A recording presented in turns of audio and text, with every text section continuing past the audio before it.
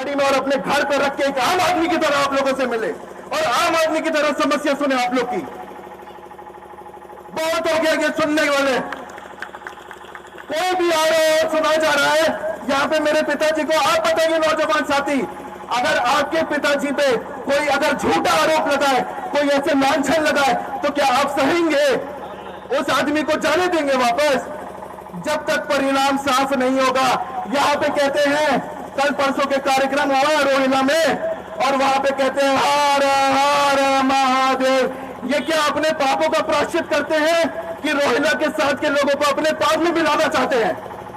सनातन का सा भी जो आदमी नहीं जानता हो, आज वो हर हर महादेव कर रहा है।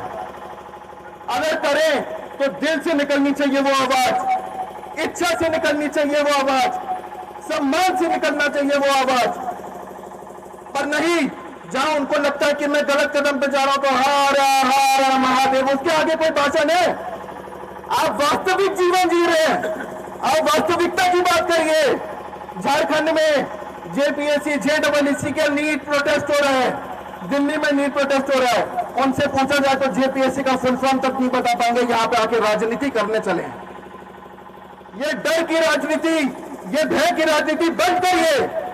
आपसे कोई डरने वाला नहीं है। 4-5 लोगों को राइफल चमका के लाके हमारे विधानसभा में हमारे लोगों को डरवाने वाले और कह रहे हैं कि इनका रास्ता साफ होगा। जो रास्ता बनाए हैं 2009 से रास्ता बना, उनका कोई भी माइकल और रास्ता साफ कर सकता है क्या?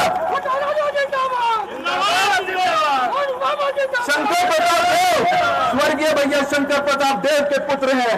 मैं शंकर प्रताप देव का पोता हूं। शंकर प्रताप देव जी से हम लोगों ने यही चीज सीखा, मेरे दादा से सीखा है कि जिस जमाने में डेवलपमेंट नहीं था, जिस जमाने में विकास नहीं था, जिस जमाने में न्याय नहीं था, उस जमाने में न्याय करने वाले वो व्यक्ति थे। आज वही आदर्श, उसूल, संस्कार, सभ्यता, रीति रिवाज, आज हम लोग उसको फॉलो करके आगे चलते हैं। उस जमाने में जब लोगों के पास खेती बाड़ी करने का साधन नहीं था, तब सिंचाई करते थे। सिंचाई के लिए डाल खुलवाया मेरे मानिक बच्चा दादाजी ने। जब लोगों को उस वक्त बिजली प्राप्त नहीं होती थी, खेती बाड़ी नहीं होती थी, तो उसकी दुर्दशा सही करी मानिक बच्चा ने। जब उस समय लोगों को रोजगार प्राप्त नहीं होता था, तो उस समय पावर प्लांट खोला मानिक बच्चा ने। और आज उस पावर प्लांट को बेचने चले इनके भाई। मैं नाम नहीं दूंगा, बहुत दुर्भाग्य की बात है कि 2009 में क्रेशर प्लांट खुलवाया। जब 2009 में जब जीते थे, उसके कुछ टाइम बाद कहते हैं हम भानु को जितवा दिए, कभी कहते हैं हम अनंत को जितवा दिए। अगर मुझे एक बात बताइए, आप चुनाव में हर वक्त रहेंगे और चुनाव आने से 18 दिन पहले इधर उधर कर जाएंगे, तो समीकरण और संगठन तो आपके ही आधार पे बना होगा। तो आप जीत के महान बन रहे हैं। भानु जी के बाहर है और 4 महीने 6 महीने में उनको भी निकाल दिया गया, क्योंकि ये ऐसे व्यक्ति है जो किसी को अपना सगा परिवार नहीं मान के चलते हैं, जैसे वो अपने खुद के हैं।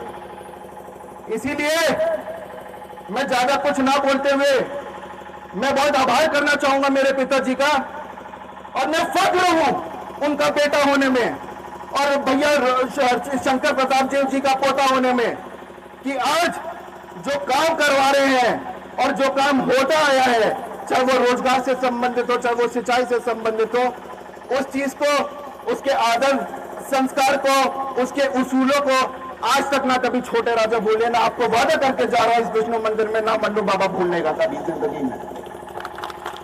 इसीलिए यहाँ पे भयभीत होने की जरूरत नहीं है।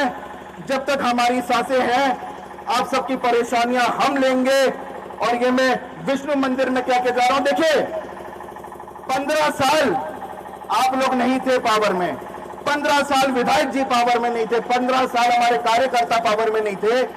अगर मैं बोलूं आपसे कि 15 मिनट में 10 प्लेट अगर छोले भटूरे खाइए तो आप लोग खा लेंगे 10 मिनट में? नहीं ना। वैसे 5 साल में अगर एक गांव से शिकायतें आएंगी तो क्या उसकी भरपाई हो पाएगी? कोशिश जरूर करेंगे, विधायक जी होने के नाते बिल्कुल कोशिश करेंगे। बजट सत्र में भी आज उन्हें एक प्रश्न उठाया, बिल्कुल कोशिश जारी रहेगी। पर इसकी पॉसिबिलिटी भगवान भी नहीं दे सकता कि यहाँ पे अगर ये बनना हो तो बन पाएगा नहीं, पर कोशिश पूरी रहेगी। हम लोग को और समय दीजिए। आप लोग का जो भी संकल्प होगा, जो भी परेशानियां होगी, हम लोग सुधारेंगे। भले ही इसमें समय लगेगा, पर हम लोग करेंगे। पूरा श्रद्धा पूर्वक, पूरे निष्ठा पूर्वक से बहुत बहुत धन्यवाद आप सबका।